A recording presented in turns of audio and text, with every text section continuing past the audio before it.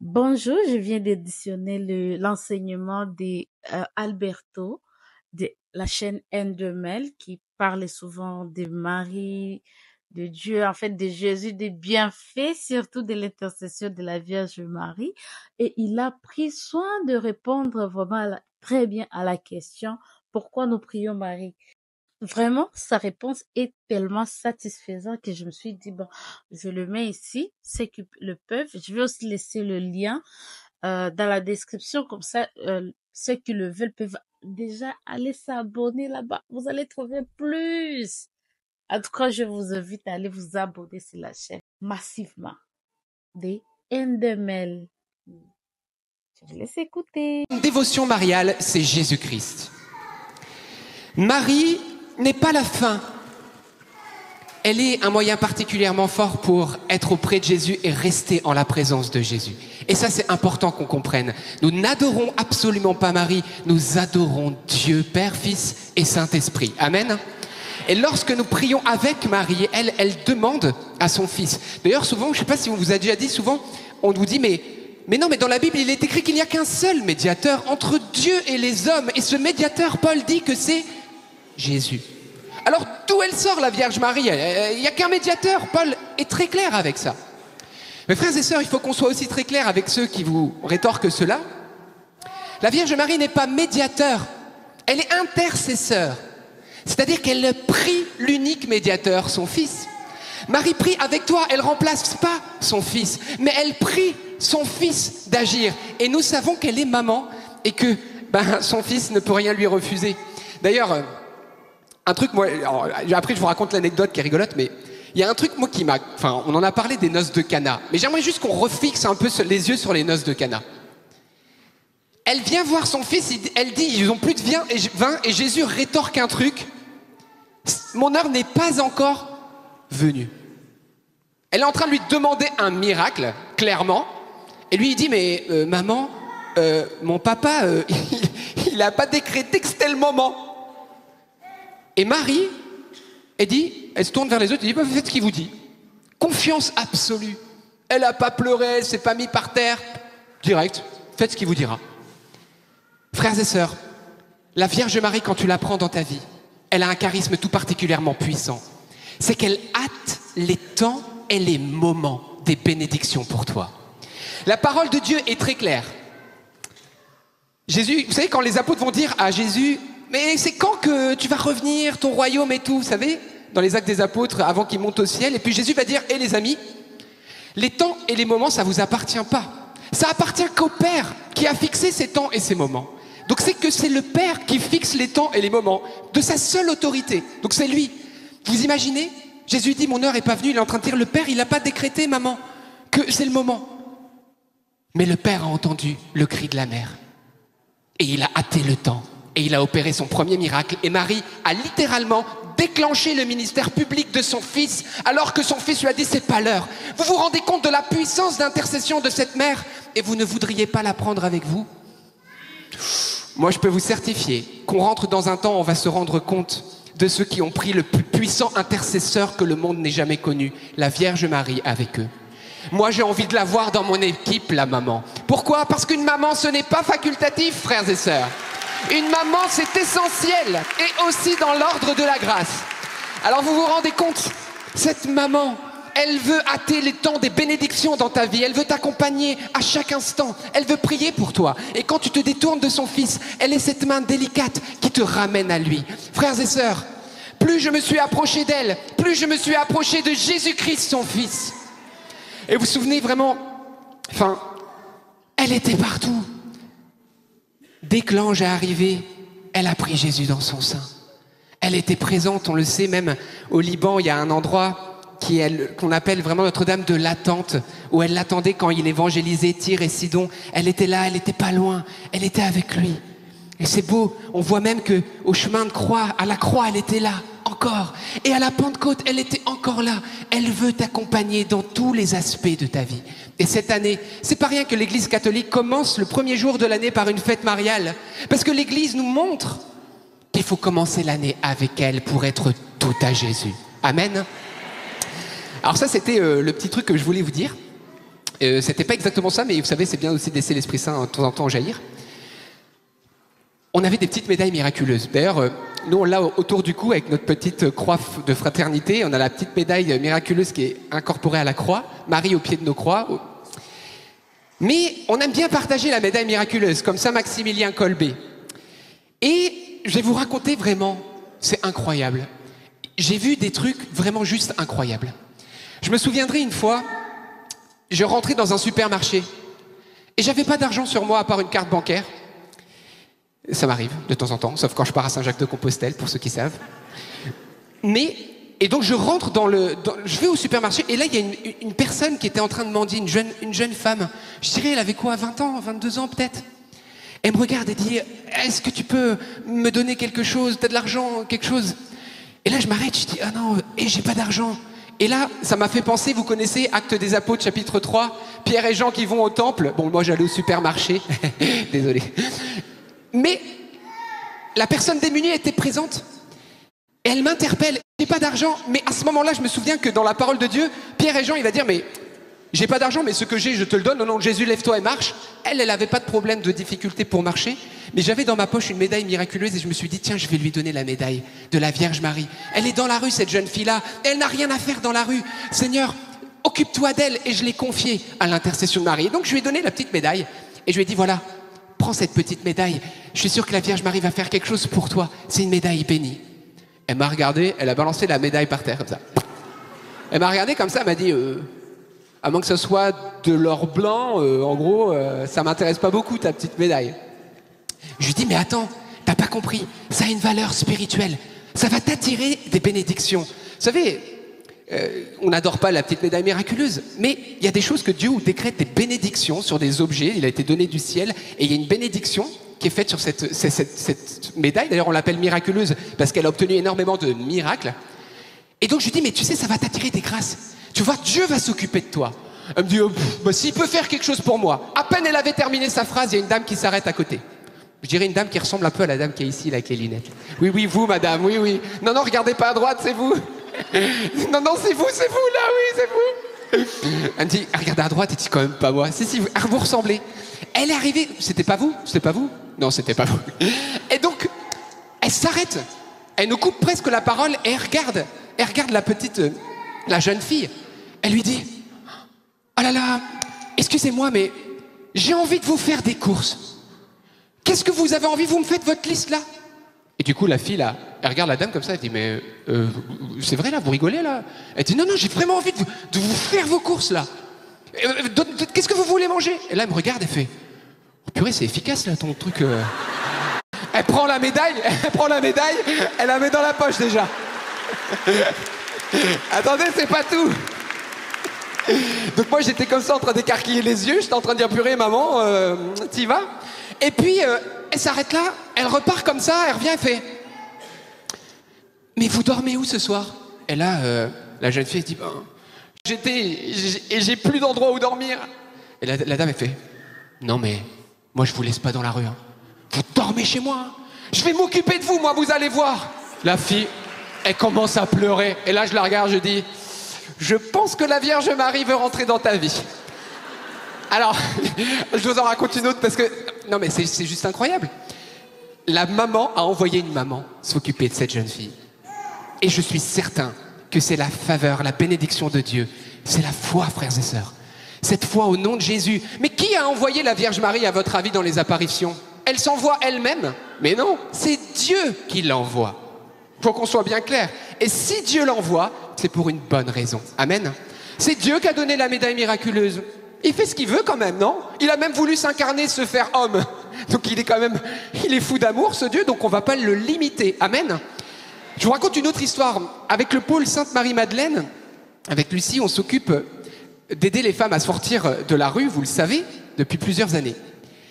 Mais au tout début, lorsqu'on a commencé à aller pour aider les femmes à sortir donc de la prostitution, etc., on a une zone à Caen terrible où en fait il y a des camionnettes toutes les unes à côté des autres et ici se vit l'horreur.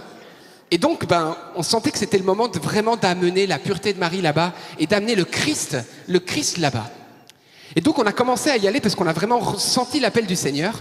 Et donc, moi j'étais dans la voiture planquée, et puis les sœurs évangélisaient toutes ces femmes, et plusieurs ont pu sortir de la prostitution aussi grâce à vos dons, à vos prières aussi, vous le savez.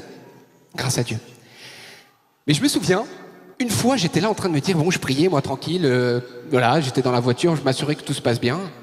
Puis à un moment donné, je me suis dit, mais en fait, il faut que ces camionnettes se barrent. C'est le lieu, en fait, où il y a le péché. Il faut que ces camionnettes sautent. Et j'ai eu une idée. Alors, un peu folle, mais excusez-moi. C'est comme ça. On ne choisit pas qui on est. Je me suis dit, la petite médaille miraculeuse que j'ai dans la poche, je vais la mettre sous la camionnette. Je vais la balancer comme une mine anti-péché qui pètera à un moment donné. Et j'avais cette foi, frères et sœurs, claire, nette et précise. Et donc, je sélectionne un premier fourgon, et les sœurs étaient en train de parler avec la femme qui était dedans. Et puis donc, elle termine et tout. Puis moi, j'arrive comme ça, tranquillou. Je prends la médaille, je la balance sous la camionnette, et je reviens tranquille, pépère. J'étais content de ce que j'avais fait. Eh bien, frères et sœurs, quelques jours plus tard, cette camionnette terminait à la casse. Et cette femme a renoncé à cette camionnette et est sortie de la rue, frères et sœurs. Attendez. Et je me suis dit, purée, alors c'était juste incroyable. Et en fait, qu'est-ce qui s'est passé? Alors que ça faisait longtemps que ces camionnettes étaient là, je sais pas ce qui a piqué la police de Caen, mais ils sont venus quelques temps plus tard, pas très longtemps plus tard, et ils ont fait une rafle de toutes les camionnettes, frères et sœurs, qui étaient là-bas. Frères et sœurs, la foi dans le nom puissant de Jésus-Christ opère des miracles. Amen. Et n'oublie pas, toi, en cette année 2025, toi qui es l'apôtre du Seigneur Jésus, toi qui pries avec Marie, le Seigneur veut passer par toi pour faire tellement de bien. Sois juste dans sa présence. Chacun à son échelle, tu es appelé. Et je peux vous certifier que avec Marie, juste pour vous raconter un truc, Marie, rôle d'intercession, elle prie pour toi, elle a vraiment cette grâce d'atter le temps et des bénédictions dans ta vie. Mais vous savez que la Vierge Marie, c'est aussi une protectrice. Elle est protectrice. La parole de Dieu nous dit ceci. Dans Genèse, lorsque le péché est arrivé, Dieu déclare, entre la femme et le serpent, il va dire, je vais mettre entre toi et le serpent une inimitié, c'est-à-dire une haine profonde. Toi, tu essaieras de l'atteindre au talon, et elle t'écrasera de son talon la tête. Frères et sœurs, la première Ève, elle s'est bien fait mordre au talon. Adam et Ève, vous savez, ils sont tombés dans le piège du diable. Ils ont été mordus par ce venin, ce poison du péché qui nous a séparés de Dieu, ce poison d'ailleurs qui s'est incorporé à tous les membres de Ève, à nous tous, ce péché originel dont le Christ nous a sauvés, lui seul Seigneur, à lui la gloire éternellement. Est-ce qu'on peut applaudir Jésus juste?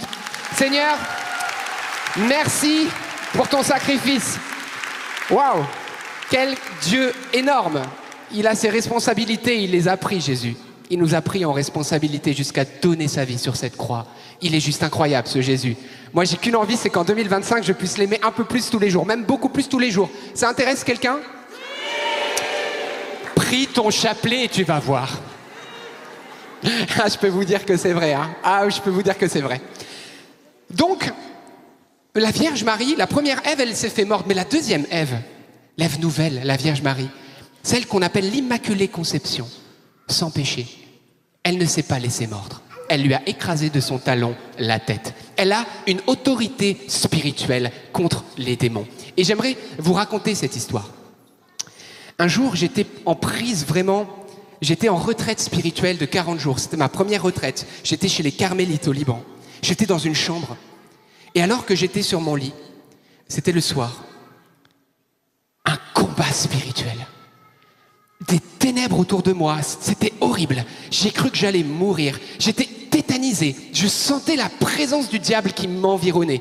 J'avais plus qu'à le voir. Il était tellement palpable, il manquait plus que je le voie, quoi. C'était horrible. J'avais jamais vécu ça. Et j'étais tétanisé. Et je me suis dit, purée, j'ai plus trop envie d'aller 40 jours au désert, hein, si c'est pour être tenté comme ça. Enfin bon, j'ai pas trop, c'est après coup que je me suis dit ça. Mais à ce moment-là, j'étais saisi par l'angoisse. J'avais plus de force spirituelle. C'est comme si on vous retirait toute force. La seule chose que je pouvais encore faire, je me suis dit, qu'est-ce que je vais faire? sans même réfléchir, j'ai balbutié « Je vous salue Marie ». Je vous salue Marie, pleine de grâce. Le Seigneur est avec vous. Vous êtes bénie entre toutes les femmes. Et Jésus, j'ai proclamé le nom de Jésus, le fruit de vos entrailles est béni. Sainte Marie, Mère de Dieu. Et le premier, je vous salue Marie. Et je ne pensais même pas à ce que je disais.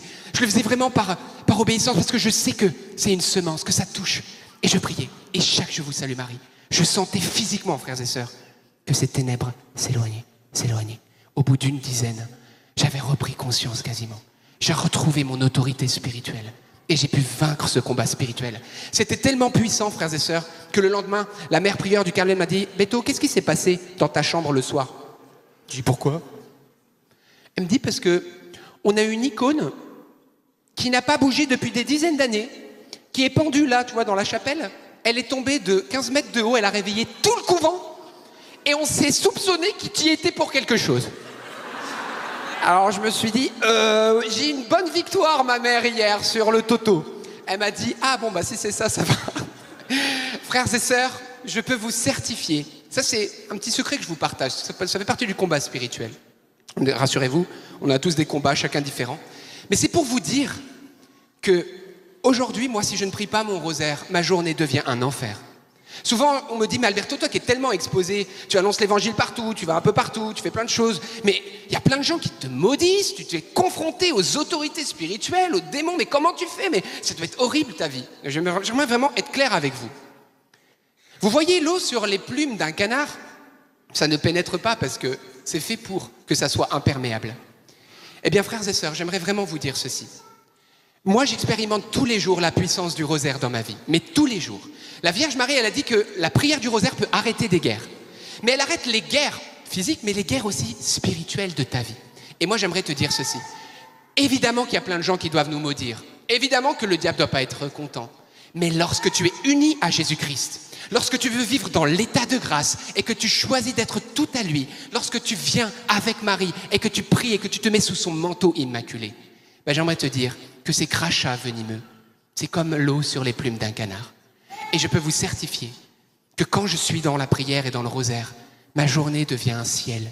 Il y a bien sûr des croix, mais la présence de Dieu est là. Mon cœur est en paix. Et lorsqu'il y a des difficultés, avec l'aide de Dieu, j'arrive à les surmonter. J'ai déjà expérimenté le fait de ne pas prier. Eh bien, je peux vous dire que j'ai pas le droit, moi. Parce que moi, c'est finito Beto. Il est couché par terre. Mais pour qu'on soit bien clair, il n'est pas question de capacité humaine. Il est question de communion à Jésus par Marie. Amen. Alors vis ça. Vis ça, oui, ça peut être exigeant. Oui, tu dois te lever le matin et faire le choix de prier.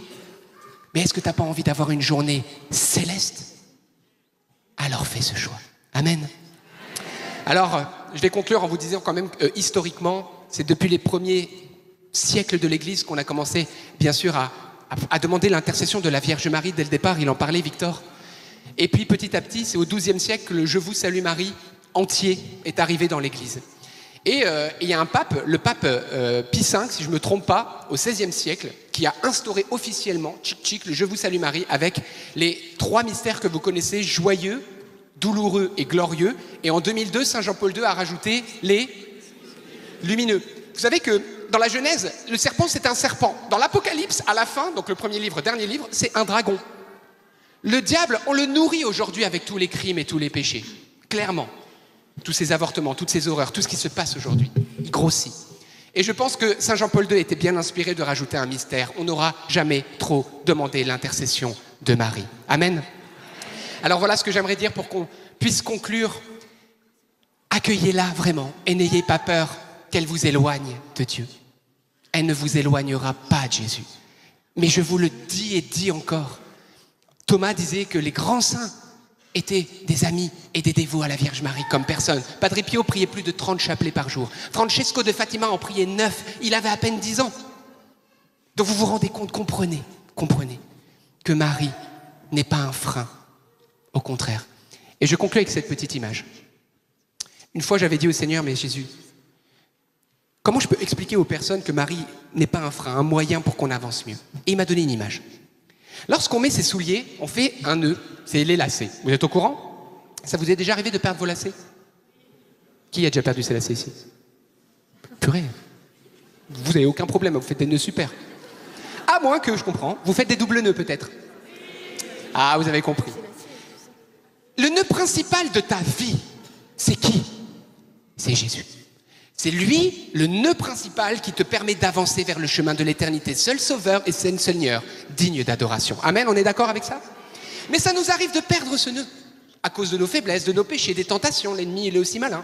Alors qu'est-ce qu'on peut faire pour ne pas perdre ce nœud principal? On fait un double nœud. Ce double nœud, c'est qui? C'est Marie. Regardez bien. Le double nœud, il n'existe que parce qu'il y a un nœud principal. Sinon, ça n'existe pas, le double nœud. Il est double parce qu'il y a un nœud principal. Marie n'en a que pour Jésus. Sans lui, elle n'est rien. Amen. Deuxièmement, vous avez vu que les deux nœuds sont étroitement collés. Ils en font plus qu'un gros d'ailleurs. Et donc, le deuxième nœud, il vient fortifier le premier. Marie vient fortifier ta relation à Jésus. Voilà son rôle. Alors moi, je t'encourage dans ta vie spirituelle. Fais ce double nœud. Et tu avanceras à pas de géant vers la sainteté. Amen. N'est-ce pas merveilleux cet enseignement? En tout cas, j'espère que si vous êtes arrivés à la fin, vous avez été édifiés de la même façon que moi avec ça.